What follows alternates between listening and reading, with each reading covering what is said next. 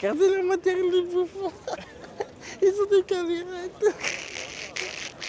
Pourquoi t'as mis le micro comme ça? Bah je suis obligé de mettre le micro comme ça parce qu'en fait on nous entend pas, en fait il y a trop de monde autour de nous. Bonjour. C'est une question logistique, le micro comme ça, hein. C'est vraiment... on m'entend bien que comme ça.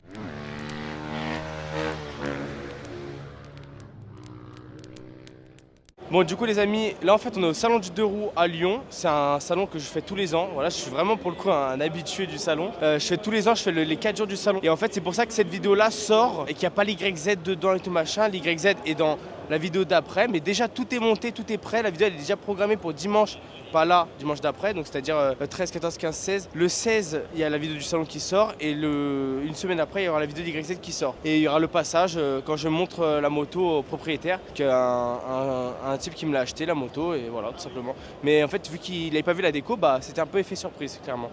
J'adore entendre les accents des gens ici et tout, c'est vraiment... Est-ce que je suis moqueur? Je pense que je suis moqueur au final. Mais là, regardez, par exemple, ça c'est dingue, ils ont mis toutes les motos des pros, genre, ça c'est dingue. Alors on commence par le fond, je sais plus ce que c'est. Ensuite il y a une Aprilia, une KTM, une Yam, la KTM avec l'aileron aberrant frérot derrière. L'aileron de la KTM là, je sais pas si GMK peut monter dessus sur celui-là. Et après ils ont mis les M1000 RR, à croire... Bon c'est vraiment pour faire un coup de pub je pense hein, qu'ils ont fait ça. Hein. Je pense qu'ils ont mis ça en mode ouais, on a des motos qui marchent bien, on va vous montrer. Bon du coup les amis là on va commencer par le coin custom. Pourquoi pas. Non, je sais pas, mais en fait, on fait la boucle comme ça. On va faire un premier repérage et après, on va voir ce qu'on veut filmer vraiment, ce qu'on veut filmer, ce qui m'intéresse pas. Ça, par exemple, il y a du travail, mais ça m'intéresse pas. Non, frère, le mec qui a fait ça, frère, en vrai, il gère, hein, franchement. Lazarette qui a fait des trucs de zinzin quand même. Je sais pas, pour moi, c'est pas une moto en fait. Je vais me faire insulter autant, les gens, Mais en fait, je donne clairement mon avis, tu vois. Mais les gens, autant, ils sont pas du tout de mon avis. Là, je sais pas ce que c'est. Une moto Pharaon. C'est un custom, mais on sait pas. C'est un 750, ça. Ok, d'accord. Ah, il y a du travail, hein. Bon, les amis, du coup, là, je suis avec David, une personne que je connais particulièrement. Et je vais le laisser se présenter. Mais moi je suis David, donc le créateur de la marque RXR Protect. Et chaque année on a le BG de Porto Vecchio qui vient nous voir. Et voilà quoi. Et c'est quoi ta marque, en quoi ça consiste Nous on est spécialisé dans la protection corporelle avec un concept et un brevet qui fait que nous intégrons dans tous nos produits un coussin d'air. Et on utilise l'air pour venir dissiper l'énergie lors de la chute, ce qui permet d'améliorer la protection. Et on mixe ça avec de la mousse, du plastique pour avoir des niveaux de performance qui sont bien au-dessus de ce qu'on peut trouver sur un pare-pierre traditionnel, quoi. Je précise que je roule avec ces pare-pierres. Il l'a pas là. Hein. Je l'ai pas. Là il l'a pas mis. Là on est en bêta, on est en développement bêta. C'est intégré directement. Non mais pour le coup, je roule vraiment avec ces pare-pierres là et moi je kiffe et j'en avais un, à l'époque je connaissais pas David et j'en avais acheté un en 2016 et j'avais eu des grosses chutes et franchement incroyable, j'avais vraiment recommandé ces pare-pierres là et au final quand je suis revenu l'année dernière je suis reparti pare-pierre et j'ai commandé 1, 2, 3 pour les copains et voilà. La Corse, et on équipe la Corse. Déjà c'est une île de cœur pour moi et deuxièmement il y a une grosse clientèle en Corse donc c'est top quoi. Franchement ouais, au terrain on doit être quoi 2 personnes sur 5, 3 personnes sur 5 à porter RXR et voilà quoi. Ouais c'est bien, c'est top. RXR Protect qui a mis en place une machine à backflip, donc avec une petite YCF 190 et c'est un simulateur de backflip tout simplement. Moto Aston Martin c'est quand même une dinguerie, hein. C'est vraiment pas du tout des trucs que j'aimerais rouler ou en vrai posséder, même je m'en fous un peu. Mais il faut dire ce qui est, c'est dingue. Genre, peut-être vous allez me prendre pour un fou, mais je kiffe... Bon là c'est pas une Harley, c'est une Injan, c'est des Injan. En fait j'aime trop le guidon et la selle club style comme ça. Alors là, ça les gars, ça me fait trop rire parce que vous appelez tout ça un XADV, parce que ça s'appelle un XADV, mais j'aime bien appeler ça un XADV. Voilà, je trouve que c'est... J'aimerais bien qu'on lance tous cette trend-là et qu'on appelle tout ça un XADV. Mais mettre autant de prépa dans un XADV plutôt, maintenant, je comprends pas. Les deux Acra, c'est trop beau. Par contre, ça... Je comprends pas, là pour le coup, je comprends pas. Ils ont tous... Là, c'est dingue, c'est que toutes les marques... Tout le monde, ils ont leur stand x2 comparé aux années précédentes. Et plus les années passent, plus il y a du monde. C'est dingue. Genre là, on est jeudi. Normalement, jeudi, on arrive à marcher, tout ça, machin. Là. Bon, on arrive à marcher, mais il y a trop de monde. Un buggy au salon de la moto. une moto à 4 roues, pourquoi pas. Mais en vrai, j'aimerais bien essayer. Mais j'avoue que je vais dire quelque chose qui va pas plaire à la demoiselle qui m'a sur le côté, mais je préfère Can-Am. Alors, Cindy, le monsieur vient de me dire qu'il préférait Can-Am. Moi, je suis désespérée. Voilà. Attention. Si vous voulez pas apparaître, vous allez pas apparaître sur la vidéo, c'est pas un souci. Hein. Non, mais on s'en fout, on peut apparaître. Vive Polaris. On est Polaris. Bon les amis, je suis avec quelqu'un dans le monde du super motard qui est plus que visible en ce moment. Je vais le laisser se présenter. Donc Ludovic Luquin, moi je dis pas mon âge parce que je suis quand même un peu vieux, si tu veux, tu vois. Bon, ancien pilote tout simplement, puisque il était champion de France Supercross, t'étais pas né en 1989. Non, j'étais pas né. Voilà, j'ai fait le motocross aussi, le motocross des nations en 89, j'étais champion de France motocross. Ok, Après d'accord. j'ai fait un petit peu de super motard bien plus tard dans les années 2000 en fait. Et puis ça m'a vraiment plu et du coup 2007 j'ai créé le Team Luquin. Je suis parti de zéro parce que j'avais 3 000 € au départ. Je me suis accroché, on était un peu les premiers à faire de la communication sur les réseaux. Ok, ouais. Pourquoi j'ai fait de la communication? C'est que les partenaires qu'on trouvait, tout simplement, je trouvais qu'à part mettre un autocollant ou un logo sur une moto, ils n'avaient pas beaucoup de visibilité. Donc le but en fait c'était que je consacre une partie des budgets pour faire de la vidéo et les montrer et promotionner nos partenaires.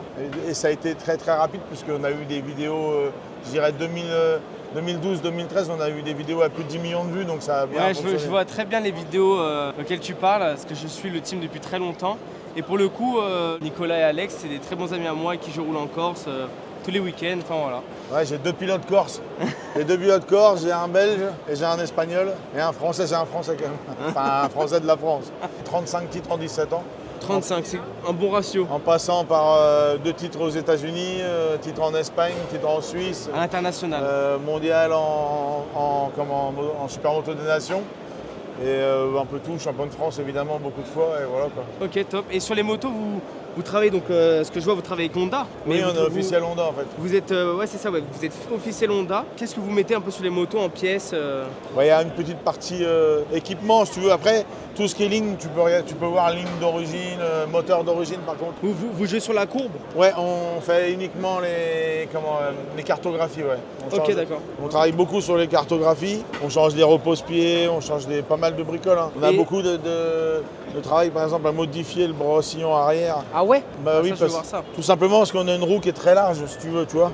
Ok, et ouais. du coup, en fait, on est obligé, par exemple, de modifier tout ce qui est ici, c'est coupé, c'est Ok. des vis à tête fraisée pour que la roue, elle rentre. Elle peut pas rentrer la roue directement comme ça. C'est quoi? C'est du 5.5? Là, c'est du 5. Parce que maintenant, avant, Le on 5, roulait ouais. tous en 5.5, maintenant, on est passé au 5. Pour une question de légèreté?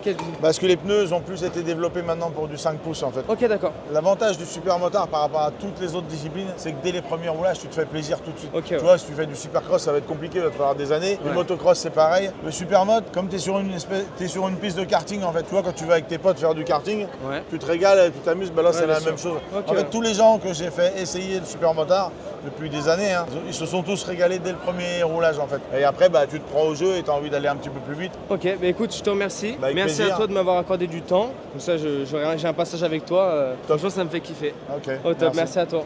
Ça, Triomphe, ils ont fait une masterclass sur la moto. Je trouve ça dingue, ils ont pas d'année en cross et pourtant ils ont fait meilleur châssis, ils ont tout fait, ils ont fait la meilleure moto. Ils ont pris les suspensions de la YAM, parce que c'est ce qu'il y a de mieux, les Kayaba. Après ils ont mis genre ce qui est freinage, embrayage, ils ont mis ce qui est de la KTM. Et ensuite châssis, ils ont fait leur châssis et leur moteur. Ça c'est dingue. Et tous ceux qui l'essayent, la moto, bon on va prendre celle-là en image par exemple. Bon celle-là c'est une moto qui a fait le Touquet et tout. Mais Triomphe, ils ont fait un moteur plus puissant, châssis meilleur. Et tous ceux qui essaient les motos, qui font les comparatifs avec Suzuki, Honda, Kawasaki, tout. Et bien en fait tout le monde préfère Triomphe. Donc je comprends pas comment c'est possible que des marques, ça fait des vingtaines d'années, des trentaines d'années qui font des crosses, et que Triomphe ils arrivent, ils baissent tout. Voilà, du coup on va chez Yamaha voir un peu ce qu'ils ont. Et la nouvelle Ténéré, parce que moi j'ai des Ténéré avec le nouveau compteur. Mais là ils ont fait encore une nouvelle Ténéré et un nouveau traceur. Je sais pas ce que vous en pensez du nouveau traceur. En fait moi j'ai peur qu'il y ait trop d'électronique, parce que le GT+, ça me gonfle. Regarde, la Ténéré ils ont changé le phare. Je sais pas si c'est un modèle spécial, mais je suis vachement mitigé en vrai. Hein. Ils ont revu les formes des carénages, tout là. Ils ont revu beaucoup la moto en fait, mais est-ce que c'est le temps que je m'y fasse? Mais ça me saoule un peu le fait qu'ils ont mis un traction control, qu'ils ont mis un joystick, ça c'est haut, bas, gauche, droite sur Call of Duty et tout pour ceux qui connaissent. Je comprends pas les Komodo comme ça, vraiment je comprends pas. Genre l'ancienne Ténéré, t'avais rien, la moto elle était ghetto, tu désactivais l'ABS et tu partais, c'était trop bien. Là ils nous font des trucs que je comprends pas. Les gens montent que sur les motos des Condé, je comprends pas. Ça c'est sympa, ils ont refait aussi la 07, mais par contre pour le coup, ils ont trop bien fait de la refaire parce qu'elle était devenue, est-ce que je peux le dire, has-been. Bon ça c'est la 09. La 07, ils ont enfin mis une putain de fourche inversée. Là franchement, pour moi c'est une masterclass la 07. Hein. Je suis encore mitigé sur le putain de Komodo qui est le même que la Ténéré là qu'on vient de filmer. Mais là la 07 pour moi ils ont fait un vrai truc. Hein. Fourche inversée, ça change vraiment la moto. Ça fait un peu comme une petite 09 en fait. Elle est là. La masterclass de chez Yamaha cette année, clairement. Ils sont magnifiques. Je sais pas si les Brembo c'est d'origine. Sur le papier c'est dommage parce qu'au final c'est pareil qu'une 09. Juste bah en fait ils ont revu un châssis, ils ont fait un châssis plus léger. Ils ont mis des bracelets, donc ils ont fait un R9 tout simplement. Mais ce qui est trop dommage c'est qu'ils n'ont pas rajouté, et ils auraient largement pu rajouter au moins 10-15 chevaux quand même. C'est quand même dommage de la laisser, parce que la MT10 elle fait 165, 168 chevaux, un truc dans ce style-là.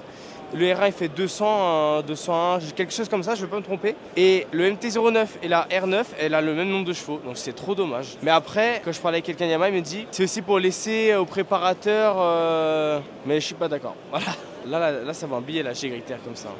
GYTR, R1, voilà, la moto la plus chère de chez Yamaha, clairement. Plus de 220 chevaux, 159 000 €. Là, c'est clairement ce que je lis sur la fiche, mais c'est dingue. Franchement, c'est dingue. Je me verrais pas mettre 159 000 € dans une moto pour l'acheter dans un bac à gravier. Mais il y a un truc que je comprends pas, attends. Ah voilà, c'est ça, en fait, j'ai dit la R1 GYTR, mais c'est la R1 GYTR simple, celle-là. Et l'autre, c'est la GYTR Pro. Les amis, du coup, là, je suis chez Bud Racing et je vais vous présenter quelqu'un en particulier. Je te laisse te présenter. Voilà. Donc moi, c'est Lily. Donc, je travaille chez Bud Racing depuis maintenant 3 ans et c'est mon père qui a créé l'entreprise. Donc, il est parti de zéro et je m'occupe de toute la partie commerciale avec les étrangers notamment, mais pas que. Je m'occupe aussi de l'organisation du team en compétition. Je travaille avec le designer pour les tenues, par exemple. Je fais un peu de tout et je fais aussi toute la com. Donc, okay. Voilà. Je fais plein de choses. Voilà, on travaille. On a une petite équipe et on travaille tous ensemble. Et voilà. Ok, d'accord. Et Bud Racing, c'est quoi là-bas? C'est de la préparation moteur, c'est de la vente d'équipement, c'est un team, c'est quoi en fait? Alors, nous, Bud Racing de base, c'est vraiment de la préparation. Comme je disais, mon père il a créé Bud Racing avec son frère dans un garage. Ouais, je vois les images là, quand tu me dis ça, je vois les images. Ouais. C'est ça, et en fait ils cherchaient à acheter des pièces pour faire performer mieux leur moto, sauf que c'était toujours aux États-Unis, c'était toujours compliqué à trouver. Et ils se sont dit, et si on développait nous des pièces en fait. Donc c'est parti comme ça, avec du coup de la préparation, moteur, suspension, donc ça c'est vraiment notre cœur de métier. Et après, du coup, au fur et à mesure, on a grandi et maintenant on fait de l'équipement, on a notre propre marque de tenue, on vend du Alpinestar, voilà, et on fait toujours, bien sûr, toutes les pièces. Dès qu'une moto sort, on essaie de trouver, de créer les pièces, de les designer en interne pour que la moto fonctionne mieux, tout ce genre de choses. Ok, d'accord. Et du coup, vous accompagnez les pilotes en championnat d'Europe, etc. C'est ça. À côté de ça, du coup, on a créé un team dans les années 2000, je ne connais pas exactement l'année. Ouais, bien sûr. Et voilà, nous, c'est notre passion, le cross, tout ça, la compétition. Donc notre but, c'est de monter du coup, nos pièces sur nos motos et de les faire performer au meilleur niveau. Et après, du coup, nous, on adore les jeunes. Donc on essaie de trouver les meilleurs jeunes, souvent français quand on peut, parce que c'est toujours intéressant. Ouais, j'ai plein de prénoms en tête là parce qu'il n'y a eu que de la masterclass jusqu'à l'heure actuelle. Non, c'est ça, du coup on essaie de les monter au plus haut niveau, leur apprendre ce que c'est voilà, le milieu de la compétition, mais que ce soit du coup techniquement avec un entraîneur, mais aussi mentalement, voilà, tout ça, on essaie de ouais, et puis vous avez une écurie au final familiale, et quand ça. vous prenez des jeunes avec vous, bah, vous les intégrez dans la famille, et les pilotes qui sont venus, qui ont été de passage chez vous, etc., ils ont tous le même ressenti en disant que bah, voilà, c'est une grande famille. Non, c'est vrai, voilà. On rigole bien parce que tous les week-ends, du coup, on se retrouve avec Quentin Prunière qui vient, la Mathis Valin, je sais qu'il me dit tout le temps, oh, je vais venir chez Bud l'année prochaine. Je sais qu'en fait, chaque année, on prend des pilotes, ils montent et au final, ils reviennent tout le temps chez nous quand même manger le midi. Ouais, ou quoi. Ça, nous, on aime, franchement, on adore les gens, on adore accueillir et surtout partager notre passion. Donc en général, ça se passe vraiment bien et on se voit en dehors, on fait des vidéos, on fait plein de trucs, on s'éclate. Vraiment, on s'éclate dans notre métier. Donc à partir de ce moment-là, c'est hyper convivial, quoi. Ok, c'est top. Et là, je vois là, devant moi, là, j'ai une Stark Varg et un 500 Thomasine. Pourquoi les motos elles sont exposées là? Explique-moi. Bah en fait, tout le monde associe notre image, c'est vrai, à Kawasaki, mais on n'est pas du tout concessionnaire. Nous, Kawasaki, c'est vraiment avec le team depuis toujours. Et à côté de ça, donc comme je les ai dit, on n'est pas concessionnaire, mais on revend des motos qui nous plaisent, des motos voilà, qui sortent un peu de l'ordinaire. Donc là, nous, on a chez Bud, on revend la Starvarg, donc moto électrique, et on vend aussi la Tomazine, donc la T500, parce que pour nous, c'est des modèles un peu uniques, et du coup, on revend ces deux motos. Ah mais clairement. Et moi, la Tomazine, c'est clairement ma moto de rêve. De rêve. Et là, si j'ai envie, je viens chez Bud Racing, il y en a. Si tu as envie, tu viens chez Bud Racing et tu repars avec. Si tu as le chèque, tu repars avec la moto sans problème. Écoute, Mais, parfait. Voilà. Bah écoute, franchement, merci à toi de m'avoir accordé un peu de temps. Merci, avec grand plaisir. C'est clairement mon stand préféré. Bon les amis, du coup, je fais un peu le tour du salon et une petite pépite qu'il faut quand même que je vous présente. Et là, je suis avec le propriétaire, donc je vais le laisser se présenter. Bonjour à tous, moi, du coup c'est Monsieur Harceleur sur les réseaux. On va présenter du coup une M1000XR. Donc il y a un gros projet qui est en préparation du coup avec BMW Fréjus. Donc il y a à peu près 4 mois de travail en termes de peinture, d'esthétique, Du coup, pour revenir, c'est un M1000XR. d'origine, Donc complètement remasterisé. Ok, d'accord. Et niveau, on va pas rentrer dans les détails, mais niveau nombre d'heures, donc tu as dit 4 mois À peu près 4 approximativement. mois d'heure à peu près. En termes Ok. de peinture, c'est ça qui a pris le plus de temps. Ok, Après, il y ouais. a surtout le côté préparation des pièces, la Et sellerie. Et ensuite, niveau tarif, là, tu es monté à combien? Parce que c'est ça, je pense, qui intéresse le plus de monde là. C'est un projet à un peu plus de 45K 45, ouais. Voilà. 45. pour l'instant. Mais Il y a encore écoute, pas mal de franchement, petites choses à modifier. Mais, Franchement, moi je trouve que c'est une pépite et je te félicite là pour ton travail parce que bah, c'est merci, c'est gentil incroyable. frérot. Du coup, les amis, voilà, le type qui me ressemble le plus du salon, il est là. Est-ce que c'est drôle? Est-ce que c'est clairement ta blague et je dois être vexé? Je sais pas. Ravitaillement, changement de pneus en 10 secondes, plus plein d'essence. Bien sûr, il n'y a pas l'essence parce que pour le salon, ils n'ont pas le droit d'avoir un bidon plein.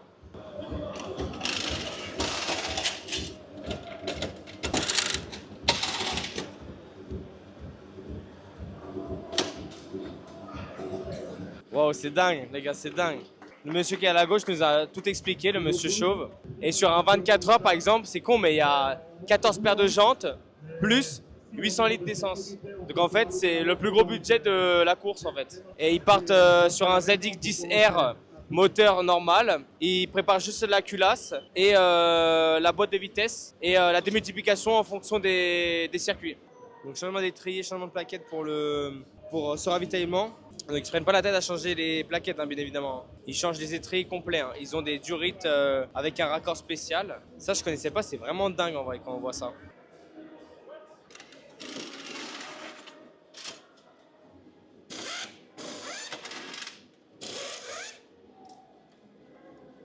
Donc là, changement des étriers. Donc là, bam, il retire le raccord.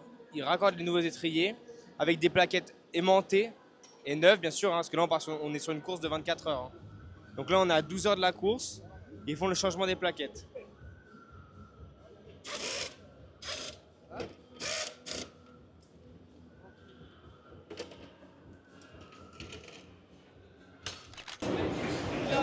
Salut les gars. Je vous kiffe, hein, je vous le dis, je vous kiffe. Spécial ou spécial? Spécial.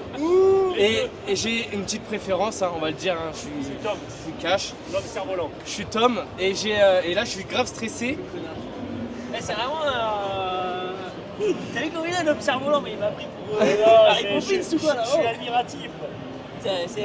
Tu veux pas m'apprendre, tu veux pas m'apprendre. Les champions de tout là et Allez, arrête tes conneries, vas-y. Non mais les gars, vraiment je vous kiffe tous, vraiment vous êtes le Saint Graal pour moi. Mais Tom en particulier, la dernière fois que je t'ai vu c'était en 2007 si je dis pas de bêtises, à Paris. On était, bon, regarde.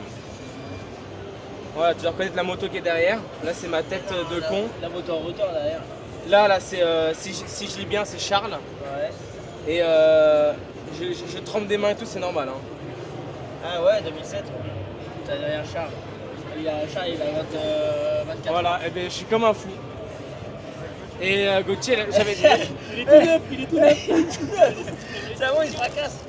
Putain, C'est l'année où il tombe. Non, c'est 2010. C'est 2007. Et j'avais été chez 100% à San Diego, je crois. Il y avait un de tes casques posé, bref. C'est juste dingue de vous rencontrer. Voilà, je sais pas quoi dire. Bienvenue. Merci de venir nous voir. Tu Et rides aussi en moto? Ouais, je roule en 300 SX, ouais. T'as gagné un Et je serai au Touquet l'année prochaine. T'as gagné un sticker Dans ta roue. Là, je rigole. Eh, T'as gagné des stickers, du coup ça a été bien gentil. Merci. On a reçu un petit de me suivre. Ouais, mais je serai là. Merci beaucoup. Et gna gna gna, on n'a pas vu le 125 fini. Et gna gna gna. Abonne-toi, regarde dans la prochaine vidéo. Au début de la vidéo, tu auras le passage avec le 125 fini et la livraison. Gna gna gna, on l'a pas vu.